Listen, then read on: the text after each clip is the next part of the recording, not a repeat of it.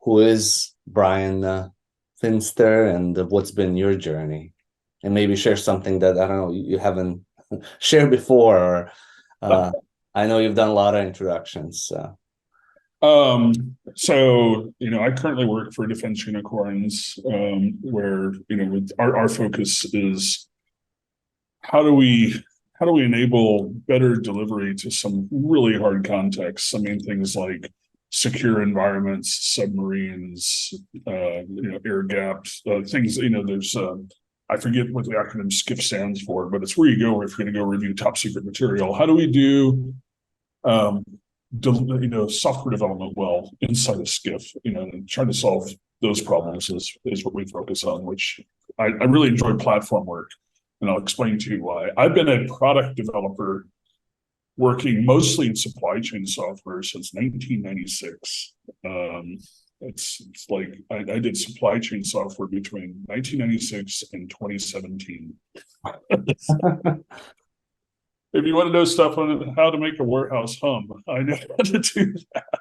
That was interesting because I don't think I've ever heard a talk in that context. And when you came up to do a talk for Agile Main, that was Yeah. interesting just to hear you talk about that perspective and challenges. And um, No, I so, mean, 'cause I think a lot of the supply chain stuff really applies to software development. One of the things that when especially when I worked at Walmart, when I used to have a thing I would have to do where I would stand up and do a 5 minute lightning talk every 2 weeks about DevOps, and I would talk about how we should be awesome at continuous delivery because Walmart's a supply chain company that sells things. It's not it's not a retailer.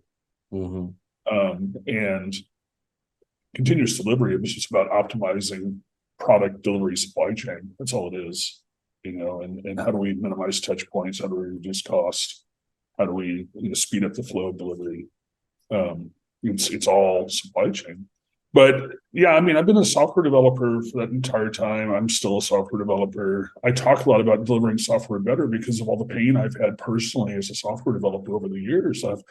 You know, um, I've carried a support pager up until 2017 when it was no longer my job. I moved to platform and I was doing other things in platform where I wasn't on call all the time. But between 1996 and 2017, I was supporting high availability systems with extreme costs involved for a minute of downtime, and so the focus I have is really how do other developers not have the pain that I've had my entire life, being awake for 24, 36 hours trying to solve things that are broken, Yeah. and usually broken because of the way we're doing development. Sometimes it's due to infrastructure. Sometimes it's due to having a database team that's reporting under a different report structure. But a Mhm. lot of times it's just how we're doing development, and so that's been my focus. Um, you know, and I'm in 2015 in logistics, we started focusing on continuous delivery. And we weren't focusing on continuous delivery for the reasons I focus on it now. We were just trying to solve the business problem. And the business problem was our lead time for any new feature was a year. It was literally 12 months. We did a value stream map, and it was 12 months for a request to get delivered into production. And we were delivering hopefully 4 times a year. It was usually 3 times a year, to be honest. Yeah. And to meet our business goals, they needed us to figure out a way to deliver faster. And so we started focusing on continuous delivery to solve the business goal. But the outcome of that was I could immediately see the impact it would have to my quality of life as a developer. Yeah.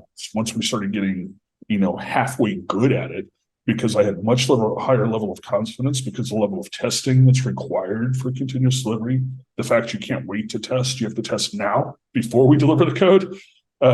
Before we commit the code, we have to test it, which means we have to have a lot of teamwork with the business and within the team to make sure we understand what we're going to test before we start doing development, which Mhm. gives us a higher level of confidence that we're going to deliver the right thing. And then I have this tested way of delivering things, which means that I can fix things really fast at 3 o'clock in the morning when I'm super tired.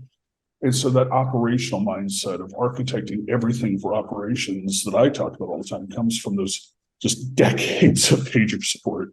Yeah. So what about the last, I don't know, 5, 6, 7 years? What's been your kind of journey, and maybe how does that contrast the last or the Well, 20 years that you spent in in 2017, I moved out of logistics at Walmart and moved into delivery platform. We had in 2016 decided that we needed to create a centralized delivery platform instead of the federated approach we'd had previously.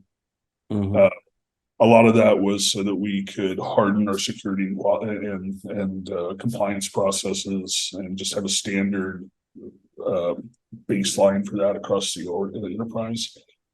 But the director of delivery platform, Jason Benzel, had this approach that he'd sold the CTO on, that if we can focus on continuous delivery, because Jason had a long history with CD, he understood exactly the benefits, that if we focused on continuous delivery as a method, making the platform emphasize CD, that we could use that to drive engineering excellence and delivery improvement across the entire enterprise, and use that instead of trying some new agile scaling framework. We use engineering to drive the improvements we need.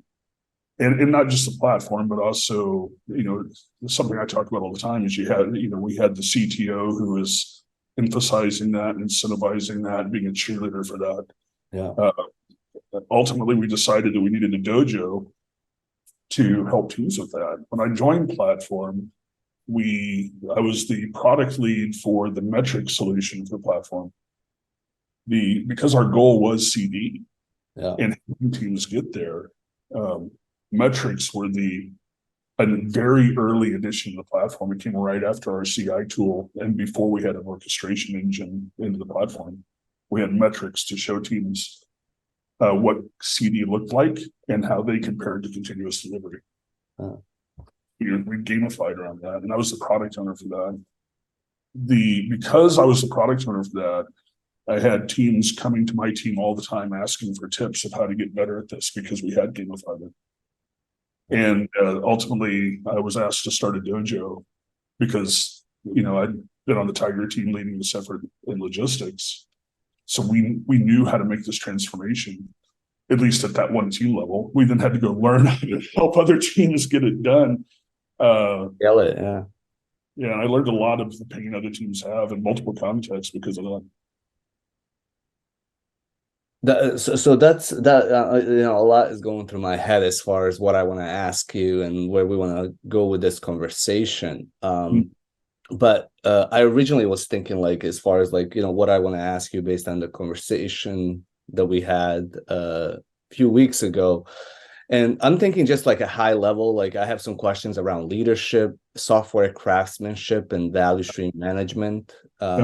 And probably that's in a priority for me. And I want to maybe start by like one of the things that you said at the Agile main talk a few weeks ago was that if we didn't have leadership support, none of this would have happened. Yeah, it's 100% true. Leadership is the biggest risk for improvement. One of the things I see commonly, because I'm deeply embedded in the global. There's like this concept of one team. There's a bunch of us out here who all collaborate on how do we elevate the industry, and everybody sees the same problem, which is you have either leaders who aren't interested, while teams or people in their organization are trying to improve, but they're not supporting them, so the improvement fails. Or you have, and I'm sorry, not leaders, managers. What's the difference? Executives. One has power and one leads. Having power to tell people to do something is different from being a leader. Okay.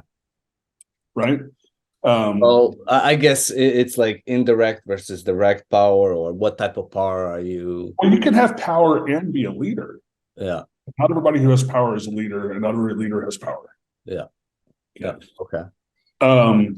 But lack of leadership is the number one impediment. And so it can either be just totally detached, uninterested in change, or the idea of all you little people need to change, Yeah.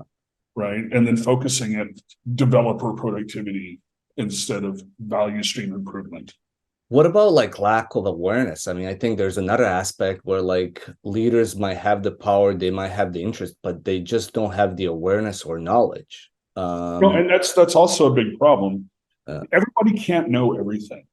Yeah. Smart leaders that I've worked for didn't understand the full problem. They knew they had a problem. One of the things that they would do is they would either actively seek out communication, ask questions about things they didn't know, or overemphasize that their door was always open if you had a problem, just to come talk to them about it. Yeah. So they would understand what the problems are better and understand what other leadership things they needed to do to change that and clear impediments. I mean, leadership is really about enabling people to excel. Yeah. And so how do I remove roadblocks as a leader? That's, and maybe we can come back to it. As far as like, I also liked your comment about what you define as defects, but maybe when we talk about software craftsmanship we can talk about that. The other thing that I think this has always been the case, and I don't know, I want to get your thoughts on this, but like my experience has been that business people don't always understand IT or technology, and technology doesn't understand business. And Yeah. you started or you earlier when you were introducing yourself, you said we started with a business problem. We started by understanding business problem. Do you see that still? Do you see that disconnect between business and technology or IT? And what is your perspective on that? Or Oh, I absolutely see it. One of the way I try to frame how we should be working as engineers is that I'm a business expert solving problems with code. Right. That's my job, is I'm a business expert solving problems with code. I have been, because of the way I communicate on LinkedIn, which is just blunt. This is how it should be. This is how we should be working. This is how we should be solving these problems. I get a lot of pushback. And honestly, getting pushback is one of my goals, because I can find out where my argument is weak, yeah, or what problems people are having that I'm not seeing, right? Because that's the feedback I get, other than people who are just obstinate, who are being adamantly ignorant, right? Because there are some people who are just being deliberately ignorant. They refuse to learn because they're already experts. Yeah. I have had developers push back on me and tell me that my job, and literally had a guy like go on a long tirade at me about how his job as a senior engineer, the value he brought was the knowledge of data structures and algorithms, and whether or not the product was good or not was product's problem, because if it failed, he could always get another job. He was in demand, which I consider to be professional misconduct. Right? It's just a completely mercenary attitude of just not caring about anything about except getting paid. And you're not a senior engineer. You may know how to code. But I also had similar, like I've had one time this like architect, senior developer slash architect team lead say like testing is below my pay grade, and like had very difficult time delegating stuff to others. But I also feel it's these are not like anomalies. This is a typical No, this is of years of these people being programmed to act certain ways. So they're just kind of acting the way that the system, like if you think about like how people were asked to specialize, how developer definition of a developer over the last 30 years, it's not a surprise that people are acting that way. And now when I see like younger software engineers, they have a different mindset, so they're shaped also differently than the way people were as developers were shaped. No, I agree. That it's just ignorance in many cases. I'm fine with ignorance. Ignorance is fixable. What's not fixable is being deliberately ignorant, adamantly ignorant. And I'll have to acknowledge the fortunate how fortunate I was and how I grew up as a developer, because my very first development job, I was the business analyst, the DBA. I was responsible for, customer communications. I was responsible for, of course, the development. I was responsible for estimation. I was responsible for testing. I was responsible for quality. I was responsible for operations. I was responsible for everything. And this was not a small company. I started there was 300 people. When I left, there was there was less than 600 people because we were collapsing at the time, .com bust. But I was responsible for everything. I joined Walmart. Again, I was responsible for everything except database, because that was another area, which is a whole other story of nightmarish. It'd be great if more people who were not in traditional software engineering roles understood version control. But I was responsible for everything. And then, there was this matrix fad that happened, the matrix organization fad, where we're going to break up into functional roles so that you can focus on your skill set. Mm-hmm. And it happened at Walmart too. And it destroyed our culture. Yeah. And one of the other things I really liked about continuous delivery was that meeting our CD goals meant that we had to burn down the matrix organization to get it done. And we could start focusing on that customer-centric, quality-focused culture that we had before. Yeah.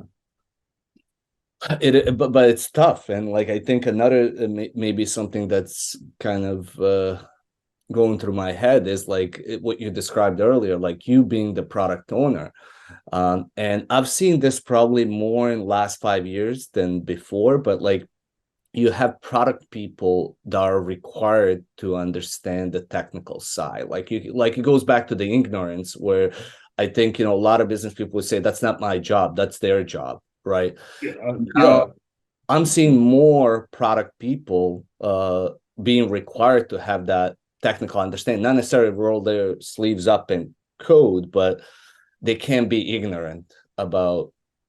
Well, this is something I run into frequently in conversations, is that, well, the product owner says, the product owner is telling us, or I can't get the product owner to listen about.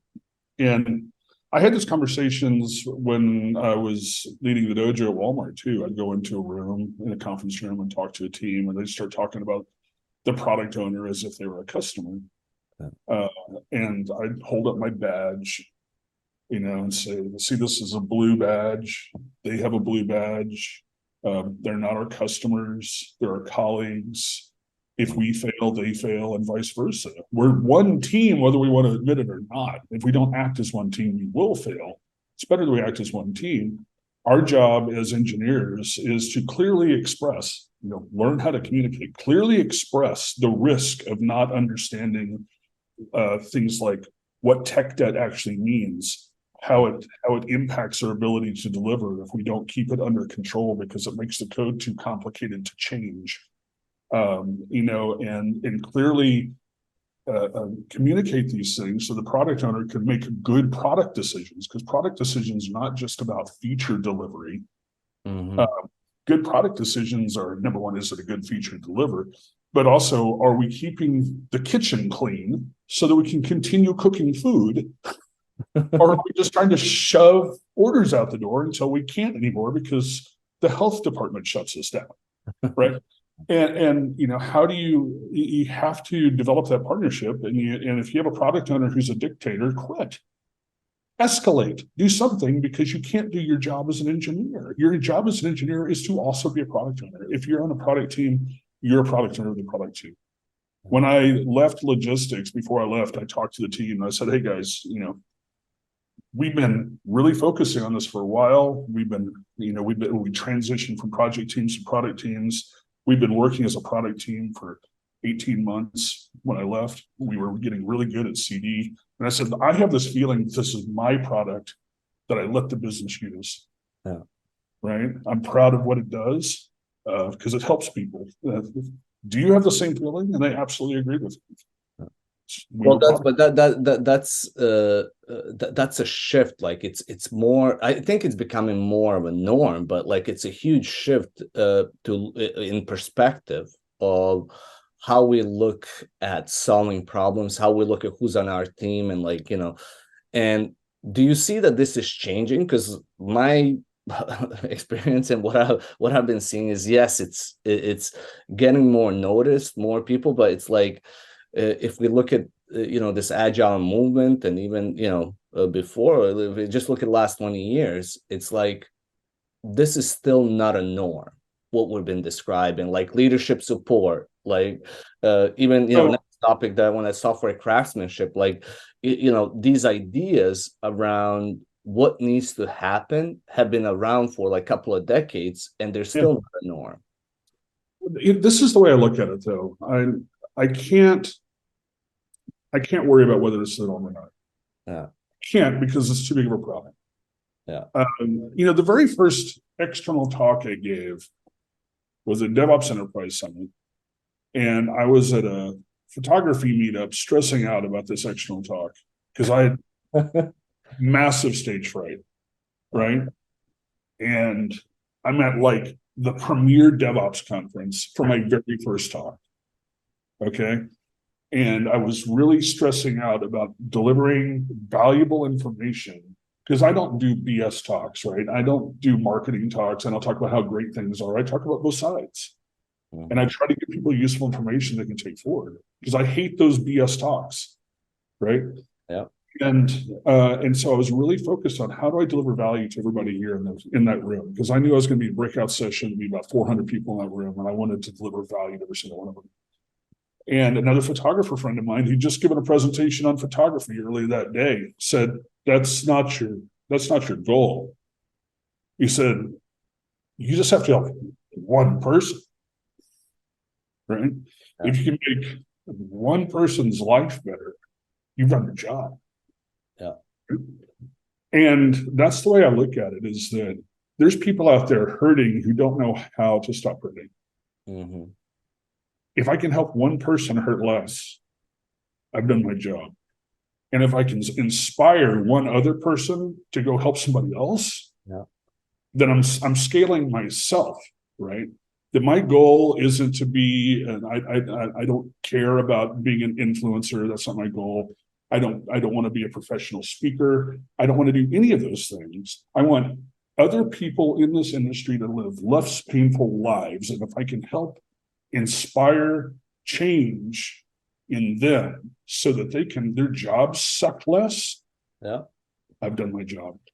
And that's a good way to look at it. I think it's also, if you look at like, complex systems, it's like, if each node or each agent in the system can make that small adjustment, it's scalable. Yeah. And it's also, it looks like it's effortless, because so that makes sense. That's making me also think. Because otherwise it's too big of a problem. Exactly. And Right? yeah.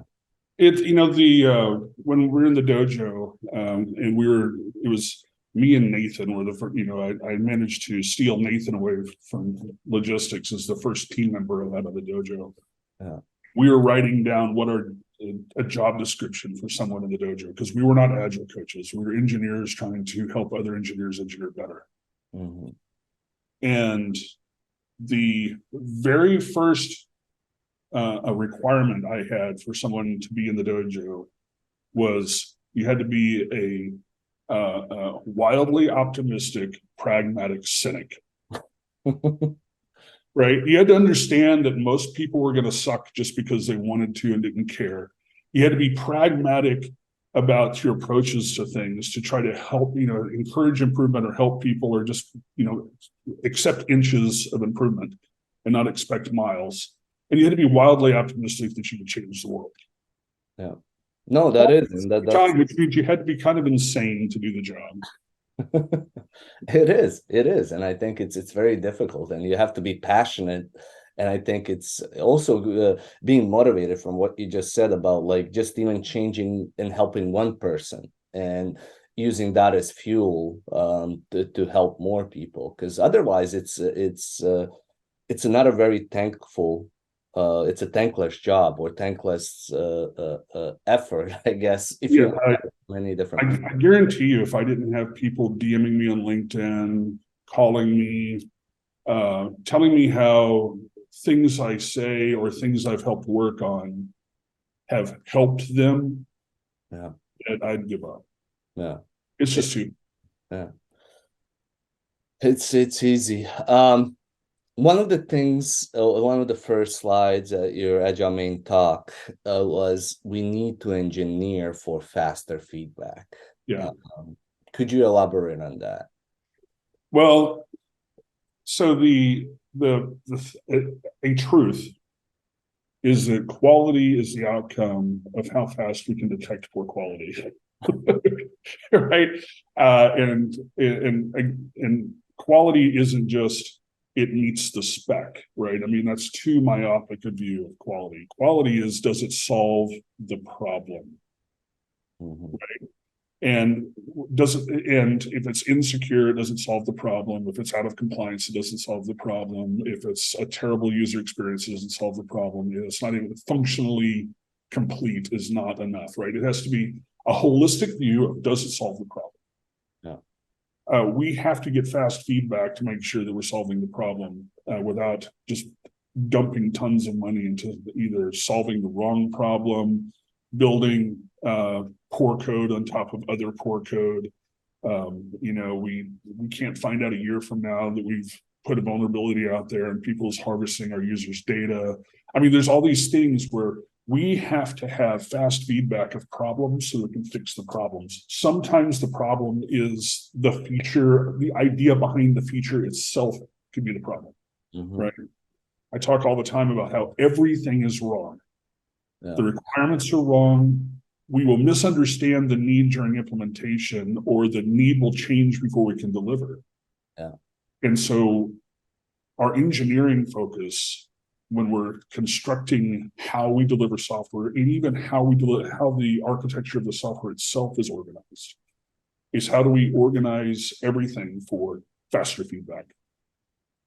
So that's the other thing which was related to this that you talked about, loosely coupled teams and architecture. And I was trying to get your thoughts when we had dinner on this, because for me, it's not just IT architecture, it's architecture as a broader term. It could include business architecture. So could you maybe, in relation to faster feedback, like why are loosely coupled teams in architecture essential for faster feedback?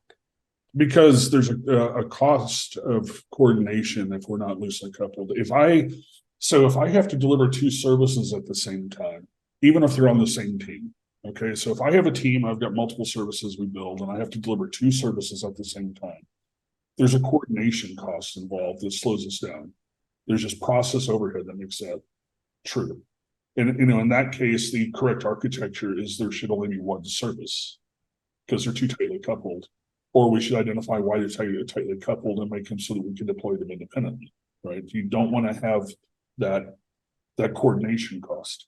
That coordination cost skyrockets when it's between multiple teams. Or is that like dependency cost, or is the same thing, I guess? Yes, yeah, just the coordination of these things have to go at the same time. Yeah. Which means we have to find a way to make sure that happens all the time, every time. And usually when you're dealing with teams that are architected incorrectly, the way that works is that people hack together things like agile release trains. That's one of my favorite anti-patterns. If you need an agile release train, you're not agile. You're on a train, and trains are the least agile form of logistics, because even container ships are more agile than trains. And you're going to release, and it's going to be dramatic. So this is the issue, like with that I have too. Like in a sense, with a lot of frameworks, and I know you have issues with frameworks. You say like there should be no frameworks, which I agree, but I think there should be custom frameworks that are evolving and changing, not rigid frameworks. There's good practices, right? You need to understand the problem, the delivery problem in front of you, and solve for that problem. There's not a framework. Frameworks solve other people's problems. Exactly. And if you have that exact problem, it may work for you, unless you have a culture misalignment with the underlying assumptions of the framework. Yeah. No, I mean, I think it's so true. And like, again, if I look at, what I've seen work is these, contextualized practices, patterns that are contextualized, and sometimes they are in the context of a framework for that given context, that given time, but that evolves and changes. The question that I have, so one of the key things that you mentioned is engineering for faster feedback, loosely coupled teams and architecture. This cannot happen without leadership and management support. And Mhm. I think one of the things that I heard you say in another podcast is like you gave an example of how managers at Toyota, like doing the Gamba walks, and they knew how to engineer. They didn't understand these frameworks. Or maybe I don't know how you look at TPS, but No, so the comment I make about Toyota is how many managers at Toyota don't understand the thing they're managing, yeah, right? Because, I asked John Willis this because he's visited Toyota. And I was like, John, how many managers of a Toyota factory don't understand the factory floor? He's like, none of them, because they all go through training about what the Toyota production system is, yeah, right? But that just doesn't happen in IT. IT management in IT comes from lots of different places. Some of them are technical, some of them are non-technical. I honestly have never, there's no correlation I've seen between leadership skills versus, relative to their technical capability. yeah. That's orthogonal. But the good leaders who are non-technical learned enough about the technical to understand good and bad decisions they're making. Mm-hmm. Well, but that's it goes back again, like, and I'm reminded of what you said about, making small impact or trying to influence one. But what's been your experience of getting the leadership to understand this, buy into this, and kind of embrace that culture that Toyota created, for management and leadership? You Have you seen that? What? Sorry? you have to find the right leader, right? The thing that I used to do in the dojo is because we weren't just involved with to do our job of helping teams. Mm-hmm.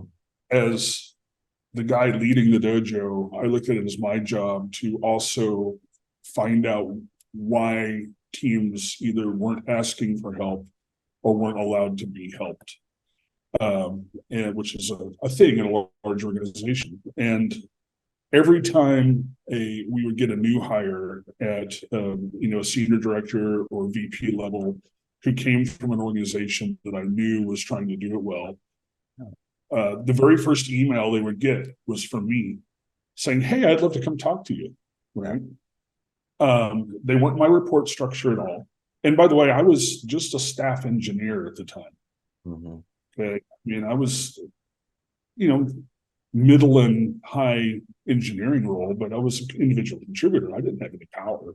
Yeah. But the very first email they would get was from me saying, "Hey, I'd love to come talk to you about your organization and the struggles that we're seeing in other organizations, and see if we can be friends and try to build influence across the organization that way." In a lot of cases, that led to them introducing me to other people that would help clear impediments down the line. But a lot of that had to do with the open door culture we had, and the fact that those people who come from organizations who are trying to improve have the same attitude I do, as we should improve everything. I tell people though that if they're in a position where they desperately want things to prove and they don't have authority, that they need to go and find somebody to pee their air cover. They need to go find the highest level of authority above them, and just keep talking to them about these things. If they're open to talk, just keep introducing them to concepts. Play the long game. If you don't get an immediate, "Hey, this is awesome," but they're not saying no, leverage the fact they didn't say no. Yeah. I agree. That's definitely something that I've seen too. It's like find those people that are willing to listen and open-minded, willing to learn, and eventually they start, especially with examples, and if they see it actually happen, they become your biggest supporters. Descaling for delivery. You also talked about domain-driven design and Conway's law. Could you maybe on here elaborate a little bit more on that? What you mean by descaling for delivery? Well, this goes back to the loosely coupled services and teams. It's really hard to deliver really big things, and I have long and deep experience with that. Right, I've not spent my entire career building simple web apps.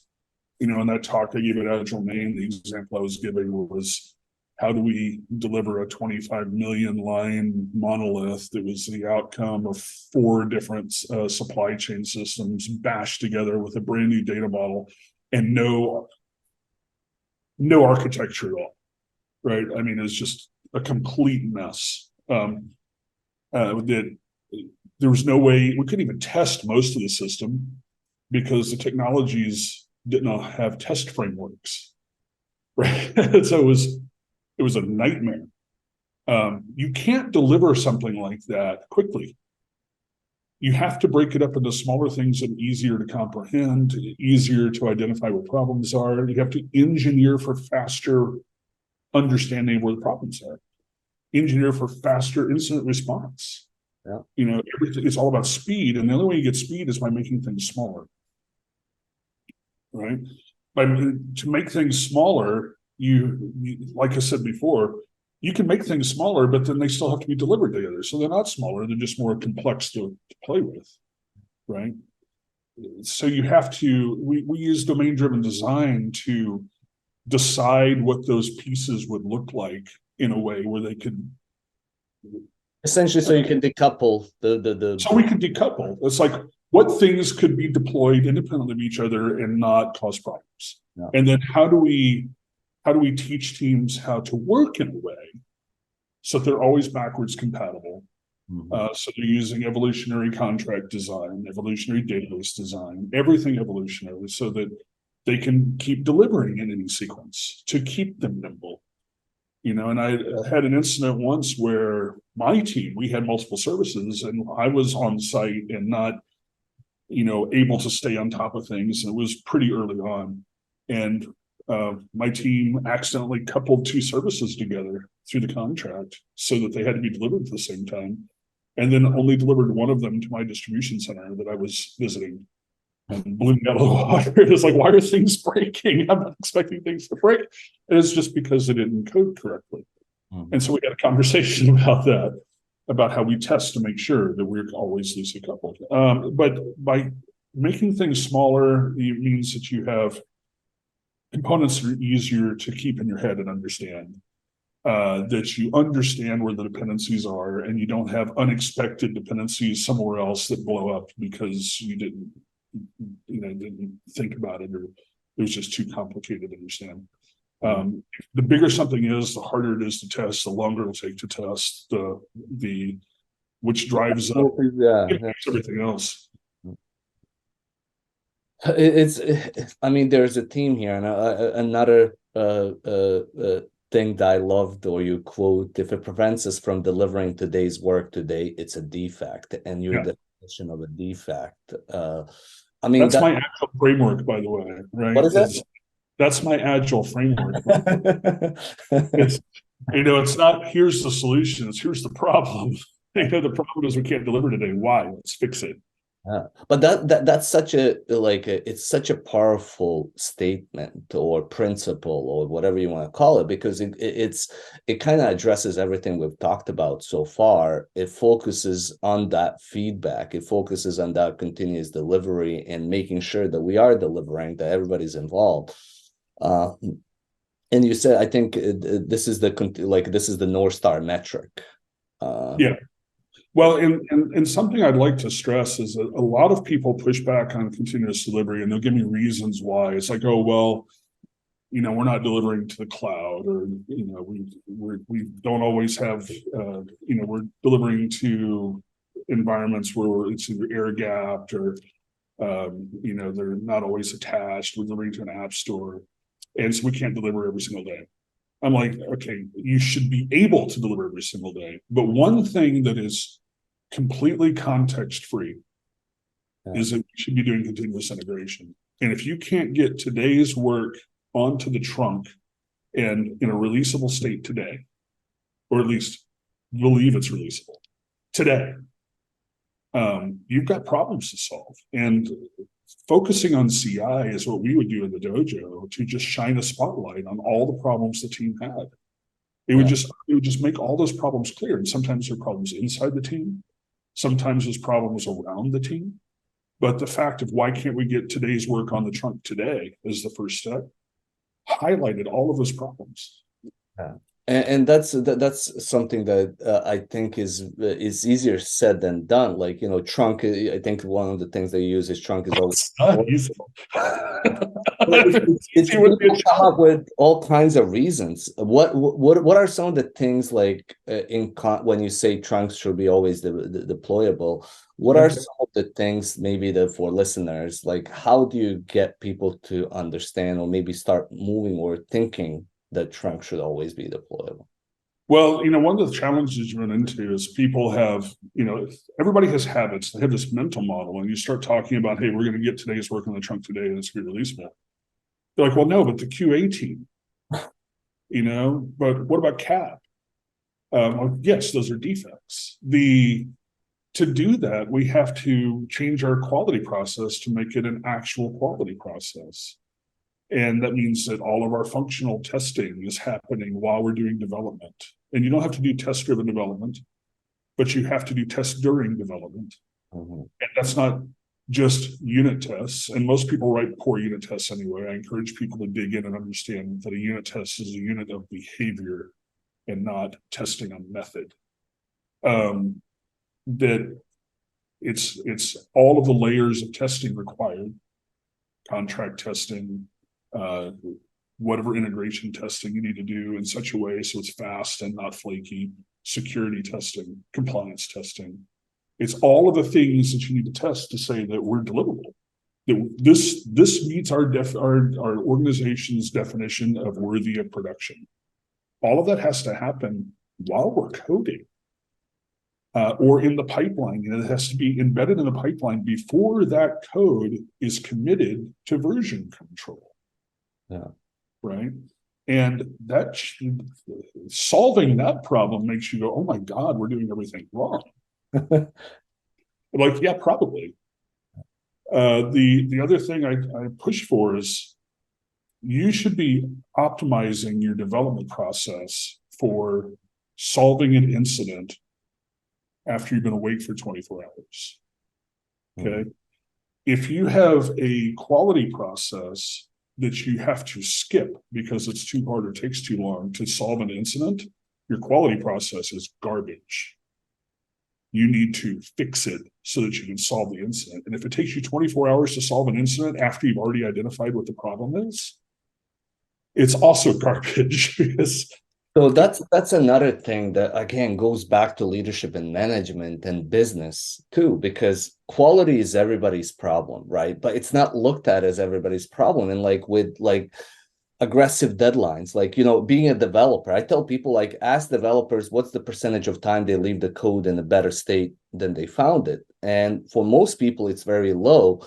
But a lot of it is like, I think 99% of the software engineers don't want to leave the code in a worse state than they found it. They want to be proud of what they're doing, but a lot of quality is compromised because of business deadlines. Like, hey, Bryan, I gotta meet, we gotta get this project done. I gotta get my bonus. So just figure it out, get it done. And, it's going to be Dana's problem or somebody else's problem when they pick up. And this is like I think one of the biggest issues where developers can hide quality, but like hiding budget or scope or timeline, it's a lot harder because those are visible. And we get this problem where quality suffers. And as you probably know, it's 10 times more expensive or a lot more expensive to actually go back and fix that stuff. Yeah. Well, and you bring out a point about how it's unusual for developers to leave code in a better state. Well, and some of that is management failing around how they're organizing teams. I've been recently, and I need to finish a blog post on this, but I've been recently just appalled because somebody sent me a link to the LESS page, which is large scale Scrum, that talks about feature teams. And I see all these Scrum masters and Agile coaches and people who, if you look at the resume, have never developed software or haven't done it in 20 years, pushing for feature teams. If you want to destroy application quality, use feature teams, because a feature team is focused, I'm going to deliver this feature, and then I'm going to go deliver another feature. The only difference between a feature team and a project team is a feature team isn't disbanded at the end of the project, right? If you want quality software, you have teams that build one piece of the system, one subdomain of the business, and are responsible for the operational stability of that component. And, I see people, and I talk about component teams, and what I mean is product teams. Some people think component teams like a database team and a front-end team and a service team, or no, it's a domain. It could be a service, right? But it's a business domain. It includes the database, it's everything required. But I want that to be good because I have operational responsibility for it. Exactly. And I have to keep making changes to it. I have to touch that code all the time. So I'm going to keep that code clean, whether I'm allowed to or not, because I have to look at it all the time. But if you're encouraging like holistic or system think, whatever you want to look at it. Yeah. With feature teams, you're still siloing people, and you're not, helping. This is the claim, though. This is the claim that people make when they start pushing feature teams. I've had just drop down arguments because I know how it hurts people to use feature teams. Yeah. And these people pushing it aren't eating their own dog food. They're consultants saying, "Hey, you should use feature teams because Les says so." Oh yeah, and there's a lot of that happening where like people don't understand the underlying pattern or thing that's happening, and they just see, oh, Les recommends it, it must be good. So I'm just going to tell them. Their claim is that it's not siloing things; that it gives teams a holistic view of the entire system. I'm like, yes. It means that I have to keep relearning parts of the system. Let's say that you and I are on different feature teams and you go make a change. Yeah. And now I have to go make a change, and I'm going looking at your code that you changed that I have no idea for the reason why, because we're not on the same team. Although we're on the same team, we don't talk to each other, right? It's just a terrible way to work. It's terrible for the code, but it's really good for making sure that developers are fully utilized. Yeah. It's optimizing for HR. It's not optimizing for customer value. And another thing that I want to hear your thoughts on this topic, which is related to resilience engineering, and just like not necessarily just engineering as a practice, but that mindset of engineering for resilience, and developers and everybody thinking and having that mindset of always, give me a pager. I guarantee you that I'm going to be doing resilience engineering. But it's true, right? I mean, making people think about operations and not just the next feature. Yeah. It's so important. It doesn't matter if we deliver it on time. If we deliver the code on time, it doesn't work. It's not available. It's not stable. It doesn't matter. It's all garbage. It's interesting, and I don't know. I have some thoughts about that, but maybe we have maybe 10-15 minutes. I want to get your perspective now on the kind of last piece, which is value stream management. How did you get into value stream management? How do you specifically define value stream management? I fell backwards into it because we had to improve our value streams to do continuous delivery. Again, it all comes back to that initial problem of how do we do CD? Yeah. And it's like, okay, well, we have a dependency on the database team, and we have this ops team, and we have a QA team, but to deliver at the rate we need to meet our business goals, we need to clear these constraints and remove these handoffs. And it's like, okay, we solve this inside the team, but we still have these other external constraints about, we have, poor product relationship, how do we solve that? Or, it really came from, and this is always the view I have. I don't look at value streams from outside in because I don't think that you can get a good impression of where your problems are. I always look at it from inside out. Yeah. Why can't I see I? And then I start drawing circles around that and start expanding out around it. What are the organizational problems end to end through the entire flow of this product life cycle that's preventing me from meeting the customer's needs? So that's maybe just to kind of uh, restate what you're saying, but like it's not just looking at the development value stream, but looking at the operational value stream and the whole end to end. It's all over. Yeah. Yeah, it's really, again, it's like there's internal cycles that are the engine Yeah. that drive value, but they also uncover the problems that they, it's like you can instrument those things to find out where the friction is and remove that friction. Yeah. And so there's a lot of metrics I push because those metrics point at the friction in the value streams, right? Yeah. But it's the end-to-end flow of coming up with, we have a customer that needs that problem solved, and we need to solve that problem. If it doesn't run in production, it doesn't solve the problem. It's not just about development, it's about solving the problem.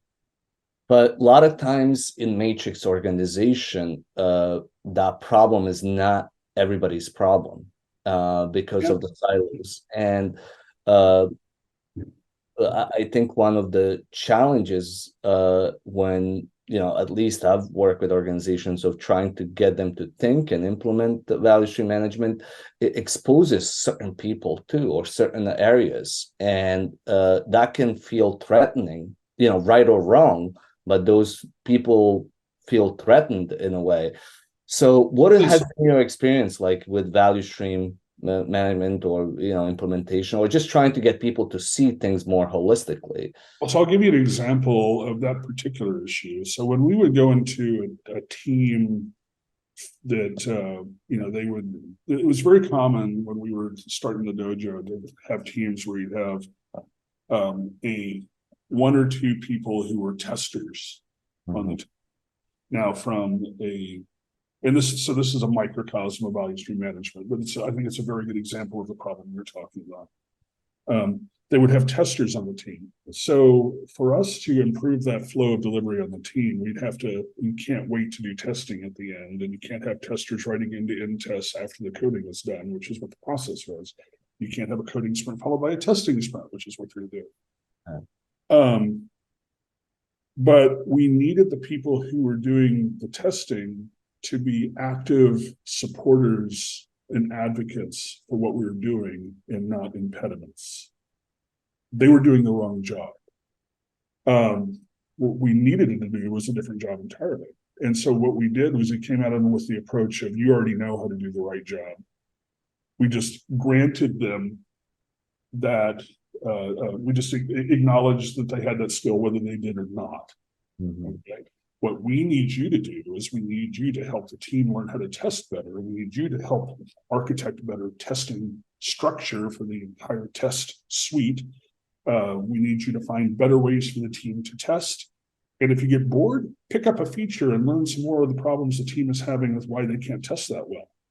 So it's almost like giving them authority or giving them autonomy, saying like, hey, this is under your accountability. You're not a tester, you're a test engineer. You're a quality engineer. I need you to help engineer quality. I need you to be the expert on the team of this and help the team elevate their skills of this, right? And it's the same thing. It's like, okay, I need you to be on board, and I don't want you to feel threatened. So because you'll become a detractor, and if detractors will just throw wrenches in every gear they can find. How do I find another job for you where you feel valued? And then let me explain to you how what you're doing now isn't valuable, because it's just not. And here's why. And it's not your fault. It's just the way it is. But this, if you do this, it'd be far more valuable to the overall effort. Yeah. That's making me also think of just like getting people to see things, and like even just exposing those problems. And what has been your experience like even during the value stream mapping exercises, like not having the right people, getting people to see like what have you seen work well when it comes to like mapping the current state, not even designing the future state, and discussing what we've discussed so far as what would go into that. But what are some tips maybe that you could share on getting people to buy into understanding the current state? Um, well, number one, we would sell to them the outcomes we've had with other efforts to do value stream mapping. So the very first thing is to find people who are bought in and do some value stream mapping exercises so that you have examples to show people. Say, look at all the pain we found in these other teams. And I had people say, okay, so you need like the product owner, the tech lead. I'm like, no. I need everybody's perspective, because the product owner probably has a Pollyanna view and the tech lead probably has a Pollyanna view. I need everybody who touches anything that's in that value stream to be involved, so we have everyone's perspective. Now, this is something else where my recommendation is you don't value stream an entire product if it takes a lot of teams to deliver it. You value stream each team and then tie those smaller value streams together into a flow. And you might bring some other people in to help tie those together, but get to the team level and find out where the team interactions are within that one team and what their dependencies are, because you get a much better view of the overall value network. Exactly. And that's what I like when I spoke with Andrew and Tom from Wax. That's what they exactly did. Like Andrew was trying to, and Andrew told the story about him trying to convince Tom at that time about, just exactly that. Let's look at our team. What is our definition of done? Let's look at, how do we actually map our, for our own team, and then, what you just described. I'll tell you the outcome of that, though, is every time we did that with a team and we come back with, because we go do the mapping exercise, it would take us about 2 to 3 hours to sit down with a team to go through a value stream mapping exercise. And then we come back with the cleaned up value stream map and recommendations. Either immediately after that meeting or after we delivered that value stream map, we'd always get feedback from the team about how valuable it was. I remember that, and this wasn't like, some BS thank you from the manager. I remember we did a value stream mapping exercise, and as I was leaving the conference room, I had like a developer, even a senior engineer who's just one of the developers in the team, say, wow, I had no idea where all the pain was. Yeah. This was really eye-opening. This was super helpful for me. Thank you. Yeah. And I think, I think that that's a general kind of feedback that you get for a lot of times when you do this, and that points to just how blind we are to like where the bottlenecks are. Going back to that feedback, right? If we're engineering for faster feedback, we would always have that mindset of thinking where the bottlenecks are. But if we're engineering for features or for just getting the projects done, there's no focus on faster feedback. It's just like, oh, let me do my things that are back in the day assigned to me, and then solve the right problems. The experience I had when I started trying to solve that problem, I started feeling waste like pain, things that were just like inflicting my entire life, and I was just blind to. I'm solving the problem. How do we deliver more frequently? And I just started feeling waste like pain. Something I talked about in that talk was, because of that, I told the team, okay, we're going to start with zero process, because I'm going to consider all process waste until we can identify value from it. And then we'll start adding valuable process. And another, I think, really similar to the one about the defects. I think that's also a good principle to start without any process and build from scratch, rather than trying to put any processes, especially if you don't know what you're doing, and it's more likely to be waste than not. So yeah, but you don't do it in a vacuum. I mean, one of the problems we have with everybody starting with the Agile manifesto is they don't have an identified problem they're trying to solve. That's just as scary as going and trying to test untested code without a new feature that what the behavior should be. If you don't know what the problem is you're trying to solve, then going, hey, we're going to do this Agile thing, and do the Agile thing. The problem you're trying to solve isn't how do we become Agile. The problem we're trying to solve is how do we deliver better value sooner, safer, and happier. Exactly. And that's another thing that you just made me think. Like in one of my classes, I talk about the double diamond from design thinking. And most people are like not even aware. It's like, oh, I never thought about it that way. Looking at the problem space and looking at the solution space, like, I can see like most of us focus on just solution and the second part of the solution part of the diamond, like just iterating through stuff. But we never go back to actually understand the problem. And Yes, maybe the those are solution. so much more boring than problems. But it goes back to like how we're looking at things, what we're being told, what to focus on, where to look. And it's rare to see a product owner or business say, okay guys, this is what the problem is that we're looking at holistically. It's usually solutions that are being recommended, and or at least the projects are around solutions, not necessarily always the underlying problems. I made this comment earlier today on a LinkedIn post that, understanding is much better than rote repetition. Most of the training people get on everything in this industry is rote repetition and not understanding. Yeah.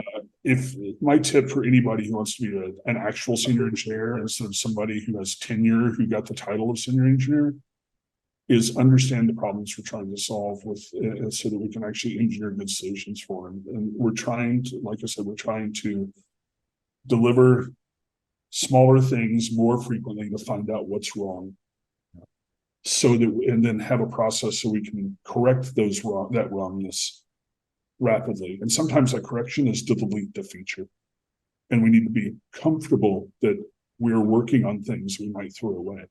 Mm-hmm. That's the expectation.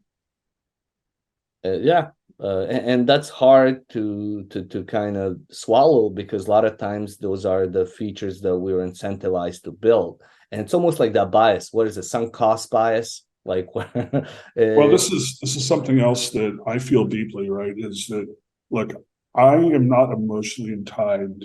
I'm not emotionally tied to the things that I've built.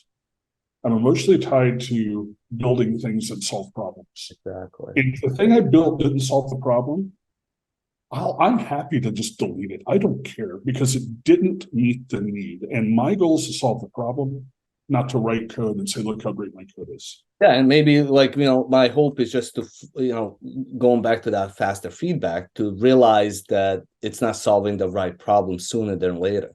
Uh, um, I know we're at time. Just maybe last question. There's been a lot of interest in, value stream management. Obviously, software craftsmanship. I don't think like,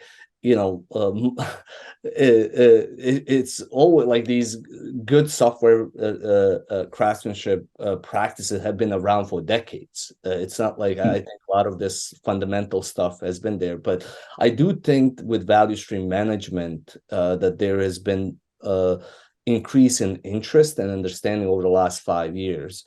Do you see it the same way, and where do you see it going in the next maybe 2, 3, 5 years? Well, honestly, I've always seen value stream management as just a rebranding of DevOps. I think the problem is that DevOps has been that brand has been taken over by vendor tool salespeople, or it's been relegated to, oh, we're going to rebrand our infrastructure teams as DevOps teams. DevOps has always been about value stream improvement. And so if you look at that, that's way more than 5 years. I think that framing it around value stream improvement is a good way to look at it. Yeah. You should really be focusing on how do we remove waste from our flow. And where do I see it going? I hope that people don't go, oh, look, now it's the next thing, instead of, oh, it's just a rebranding of something that's just a new term for something we've always been trying to do. Yeah. And I hope people actually focus on it, because all of the waste in your process of delivering things is hurting people daily. Right. And if you remove that waste, it removes things that are actually hurting people inside the organization. Right. And that means a more humane working environment and less traumatic lives. Like lives less traumatic than mine has been as a software engineer. Far less strong, far more interesting things to do. I hope that's where it goes. When it comes to software craftsmanship, I think everybody who's currently in an engineering program learning how to do this job should be required to read Dave Farley's Modern Software Engineering, because it talks about the fundamental things that should be true of everybody doing development.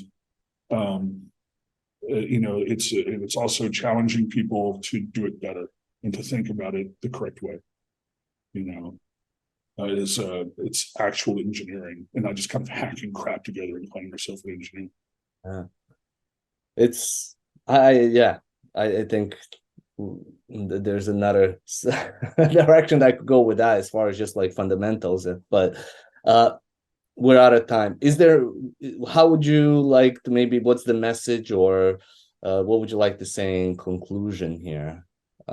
Well, first, there's an open source project that several of us put together at DevOps Enterprise Summit about 3 years ago called minimumcd.org, where, because people keep hurting themselves with continuous delivery because they don't actually study it before they implement it, and then they start blowing things up because they look at it as a speed process instead of a quality process. We put this together as a set of problems that you can say you've solved or haven't solved, that is you can use as an improvement process to get to continuous delivery, and that doing that will improve your organization just because of the problems we put in place to solve. And those problems exist in every context. Okay. So if you go to minimumcd.org, you can see that. And if anyone has problems with it, they can open an issue. We can have a discussion about it. The other thing I want to talk about again is, the company I work for. I work for that company because everybody at this company, at Defense Unicorns, is focused on these same problems. So we're trying to help solve it for the people who need it the most, which is the people defending our country. And we're all really passionate about it. If you're in a situation where you're trying to also help people who are defending our country, you should look us up, because we are trying to create a set of open source tools to make it better. And we have a lot of deep experience in platform engineering and the passion to do it correctly. Awesome. Thank you, Bryan. This has been,